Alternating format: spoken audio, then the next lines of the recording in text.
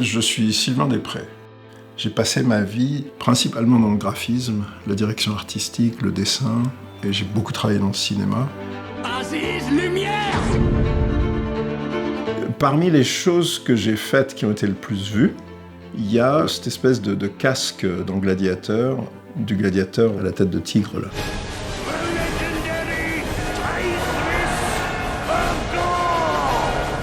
Ça fait partie des trucs les plus connus et les plus vus de ce sur quoi j'ai travaillé.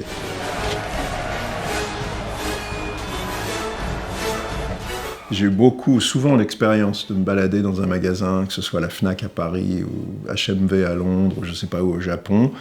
J'arrive dans la salle où il y a les télés et je vois ce truc en grand, à l'autre bout du monde. Et ça me fait rire, je trouve ça marrant.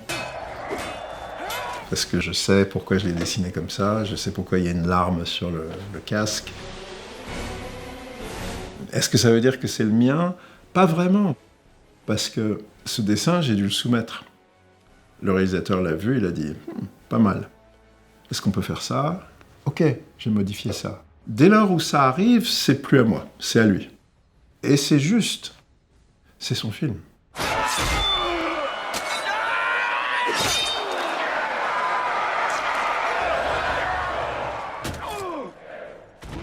Dans ce métier de dessinateur pour le cinéma, il y a grosso modo deux grosses catégories. Une qui est le storyboard.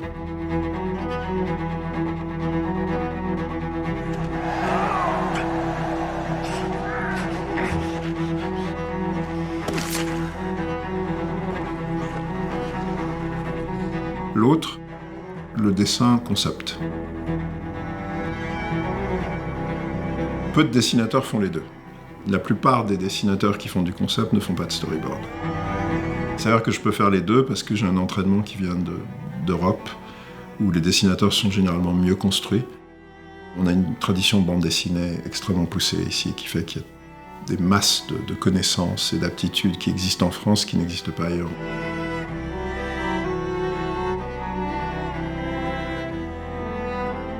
Quand on est appelé sur un film, on sait très vite quelle est la nature du travail qui est demandé. Si le réalisateur vous appelle, c'est du storyboard principalement. Si un chef déco vous appelle, c'est principalement du concept. Ça peut changer, mais disons que faire du dessin concept, c'est quelque chose qui est fait en amont, en général, bien en amont.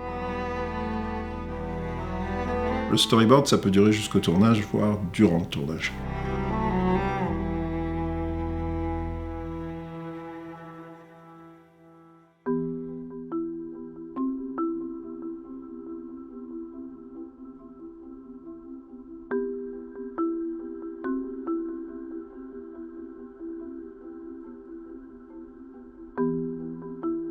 Quand j'étais petit, je me souviens que ma mère dessinait. Elle avait une certaine faculté, et ça me fascinait, et j'avais envie de faire quelque chose un peu comme ça. On m'a encouragé à continuer, et je l'ai fait. J'étais très bon élève, mais uniquement parce que j'avais une bonne mémoire. Quand les maths sont arrivées et qu'il a fallu bosser, mes notes ont chuté, parce que je refusais de travailler quand j'étais pas à l'école. Pour moi, le temps personnel était sacré. Donc ma scolarité, c'est compliqué, mais j'ai continué non seulement à dessiner, mais surtout à faire des films, parce que j'héritais d'une caméra Super 8 à l'époque.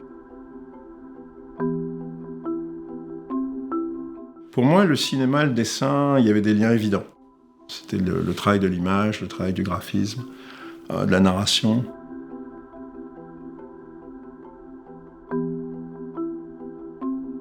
J'ai pas eu la chance de faire une école d'art. Mais au final, le ponton que je me suis fabriqué, c'était d'aller travailler pendant des années auprès d'un dessinateur de bande dessinée très connu qui s'appelait Moebius, Jean Giraud. Et je l'ai rencontré aux États-Unis.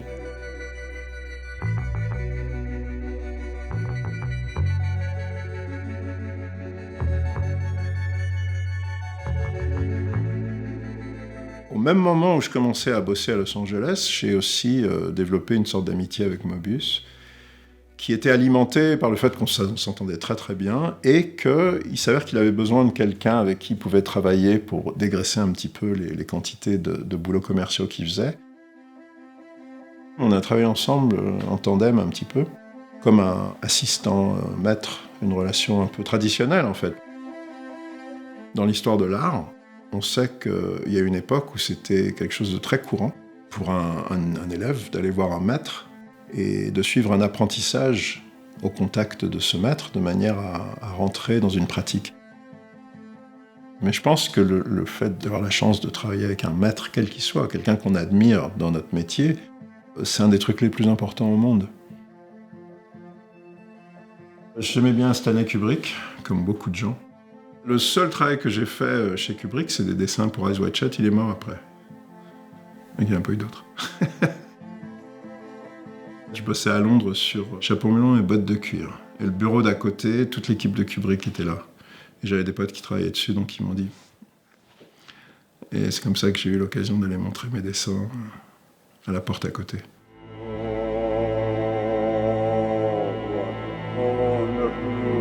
À l'époque, il cherchait des idées pour ces scènes d'orgie.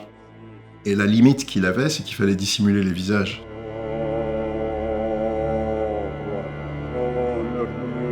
J'avais pas eu de description précise, on m'avait donné 2 pages de scénario, uniquement à lire 2 pages. On m'avait enfermé dans une pièce, et l'instruction de Kubrick c'était « Imagine ce que des gens porteraient dans une sorte de soirée d'orgie exclusive où on ne voit aucun visage. »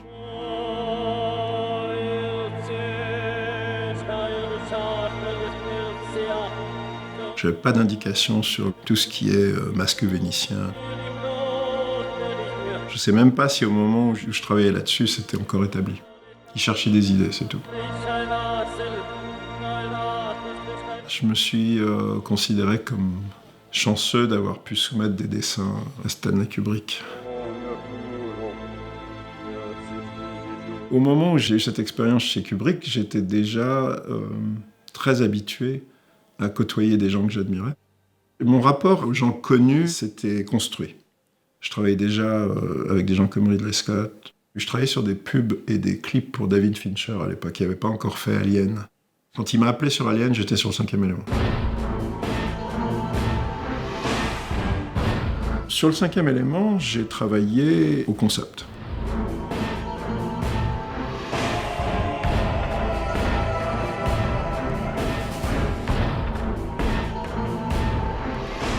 Je faisais partie d'une équipe d'une dizaine de dessinateurs qui, pendant 1 an, ont travaillé sur la création d'un univers visuel.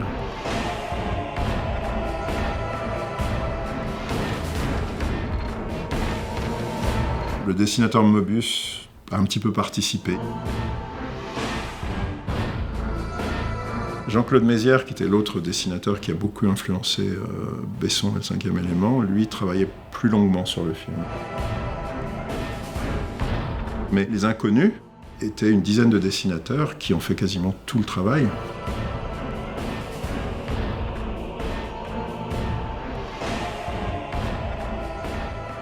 Plus de 60% des décors qui ont été utilisés dans le film ont été créés par un type, Patrice Garcia, qui à l'époque pouvait même pas s'offrir l'hôtel tellement il était mal payé.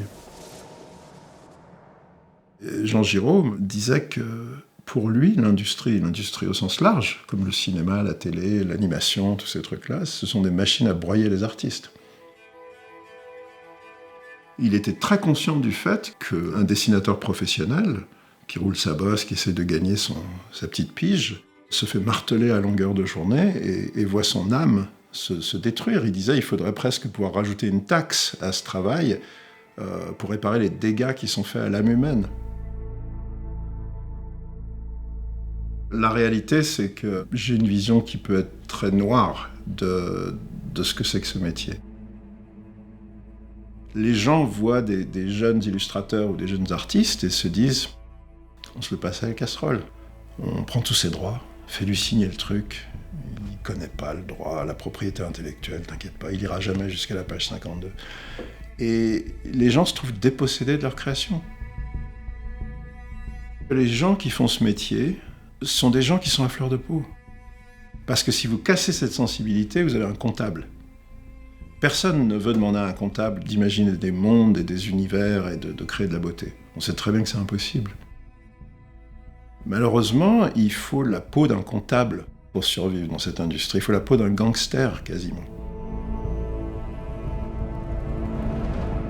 On est dans un système qui a bien appris à exploiter les gens sensibles. Quand j'ai commencé et que j'étais un gamin, le fait de faire des dessins et de passer des heures à faire ce genre de trucs, c'était miraculeux. Je pense qu'il y a eu un changement énorme depuis la petite enfance, qui est que j'ai grandi. C'est un costume d'enfant pour moi, le dessin. Je suis à l'étroit, j'étouffe. J'ai vécu mon métier avec une sorte de sagesse en me disant « je suis ici pour apprendre ». Le problème de l'apprentissage, c'est un petit peu comme la thérapie, on peut en faire tellement longtemps qu'au bout d'un moment, on a passé sa vie en psychothérapie ou à l'université, c'est possible, et je suis en danger de ça. Il y a des années à Los Angeles, ma voiture était tombée en panne, j'ai pris un taxi. J'étais dans le taxi en train de parler musique au chauffeur, et je lui parle de ce groupe, Brand X. Ils avaient pour particularité d'avoir comme batteur Phil Collins. Disons qu'ils ont eu une petite période, environ 5 ans de succès, et ils ont disparu. Dès que je mentionne le groupe, le mec se retourne en me disant « Vous savez que le guitariste conduit un taxi chez nous ?» Et je me suis dit « Putain, il y a un sujet là. » Comme dans tous les magasins du monde où j'allais, il y avait toujours plein de disques d'eux dans un bac. Ça veut dire qu'ils vendaient, ça n'avait aucun sens ce que j'entendais là. Je me suis dit « Il y a quelque chose. » Il y a quelques années, là, ils ont annoncé sur Facebook qu'ils se reformaient. J'ai pris l'avion tout de suite sans réfléchir, j'avais pas un sou, et je leur ai dit « Je veux faire un film. » J'ai jamais fait de documentaire de ma vie, mais je m'y suis mis. C'est en grande partie de ma poche, je m'autoproduis et je suis ce groupe. C'est un groupe de mecs qui ont 75 ans et qui ont passé une grosse partie de leur vie dans la dèche. Et le film s'appelle « La traversée du désert ». Et ça parle de ça. Ça parle de leur vie après la célébrité. La difficulté, mais qui n'est pas du tout un désespoir, c'est noble. Et c'est un film dont j'ai rêvé. Vous me chopez une période de ma vie où j'ai laissé tomber la carapace dessinateur.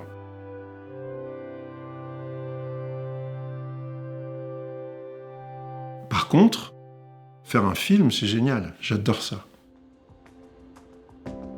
Je crois qu'on devrait avoir le droit, dans ces métiers, d'être en mutation.